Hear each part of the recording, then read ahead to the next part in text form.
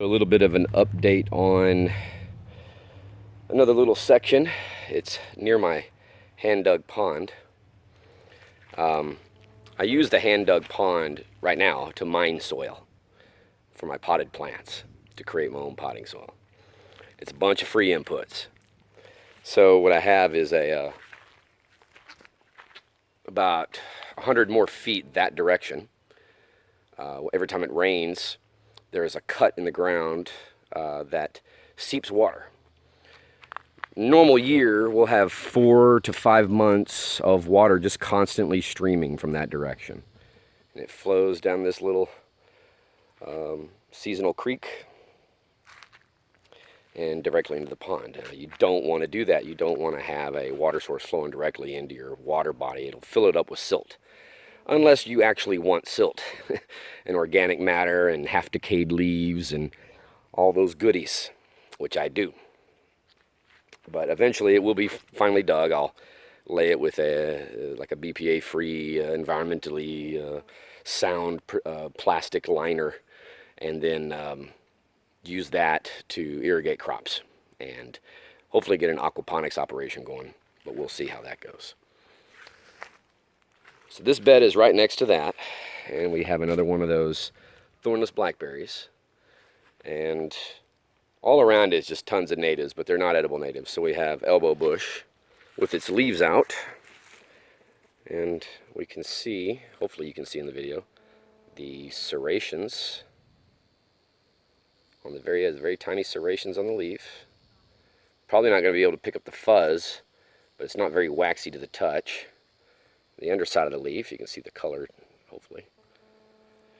So there we go. I had an earlier video about that when it was dormant. So there you can see the leaves. I started this bed, but I haven't really finished it. So you can see there still sticks around. And part of what I do to convert, this all was once Japanese privet. And what I do is I'll chop and drop and use wood chips. Oh, until I'm ready to actually, start cultivating that bed, I will just use the chop and drop and the wood chips to suppress any weeds, and I might plant a few crops here and there as I go. Instead of just having to create the entire bed all at once, I can do it little by little over seasons whenever I have time.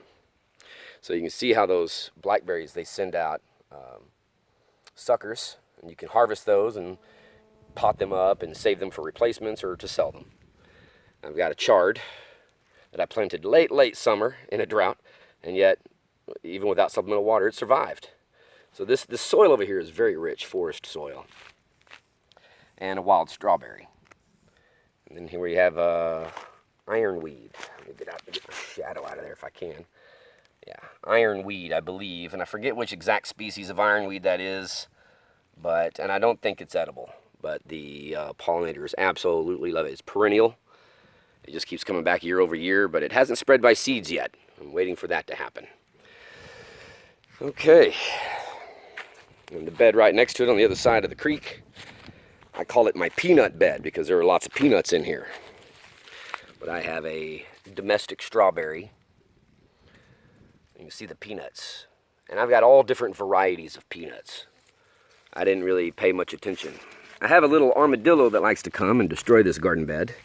And I, for the most part, let him. You can see there's loads of that morning glory in here. And I was talking about the flowers in another video. And there's a little treat for you.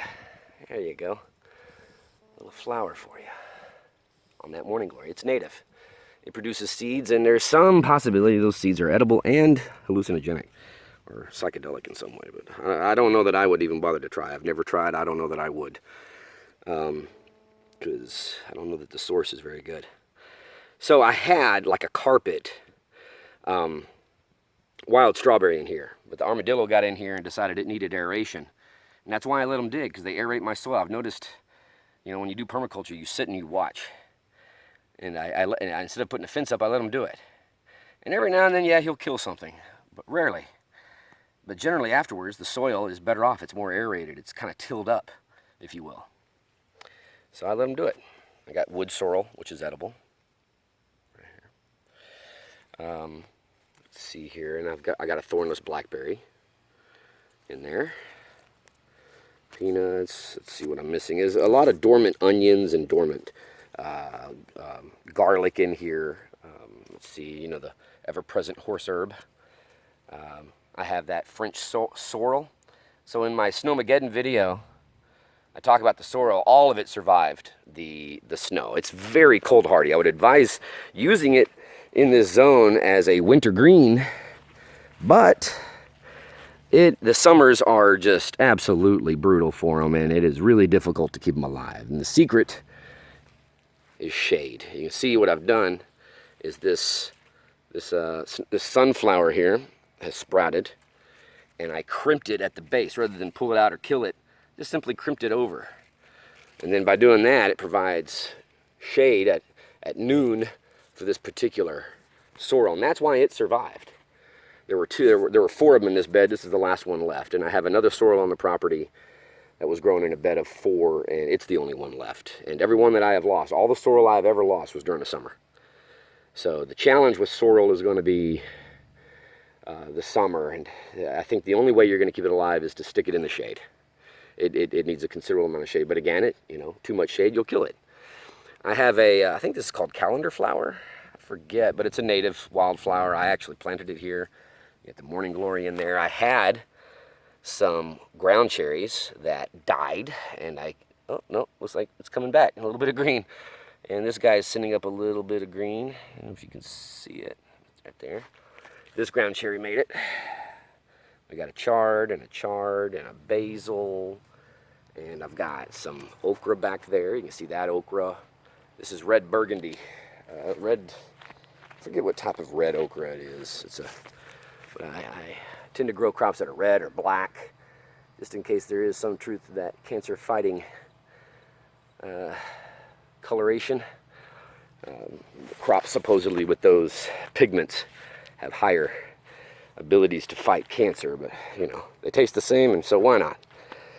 All right, more peanut. And the peanut's just all up in here. It's for nitrogen fixing for food. And what I'm trying to do is just get peanut all over the property, just growing almost invasive. It won't grow invasive, but almost invasive. So that way I just have a constant food source and enriching of my soil.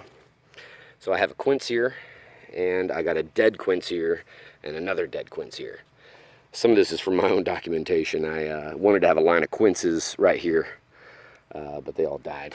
In another video I mentioned the passion flower. It still made it. And over here getting covered in morning glory is a Texas persimmon. I could have gone with the Chinese persimmons, the cultivated varieties, and I would get a lot more fruit. But again, if there is a native version of the crop, I always grab the native version, even if it's going to impact me in terms of yield. I still do it. It may not be for you to do that if you don't want to sacrifice yield, but you choose for your own purposes. But for me, since there is a native Texas persimmon, I have to use the native Texas persimmon. Now there's 2 of them. In East Texas, there's the same persimmon you would have in Virginia for the most part. And it yields more, and it's probably a bit tastier. But in this part of Texas, the only persimmon that would be even slightly construed as native to this ecoregion would be the actual Texas persimmon. What I'm filming here is a Swiss chard. It's deceptive how much food I have growing here, but the ever-present prairie tea, but also, I don't know if you can see it, asparagus all around the rim of this pond. There's just asparagus all around it.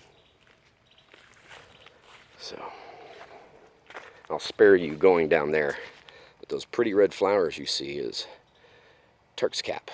Oh, come on, focus for me. Yeah, Turk's cap. And I believe, I've read some sources that say the leaves are edible, some sources that don't say anything, some sources say the flower petals are edible. I haven't tried to eat it yet, but I do know this, the pollinators absolutely love it. I don't think it's exactly native to this ecoregion, but it grows well here. It's completely drought tolerant. Pollinators love it. It doesn't really cause any harm. It doesn't really go invasive. I don't see any reason why you wouldn't grow it. So,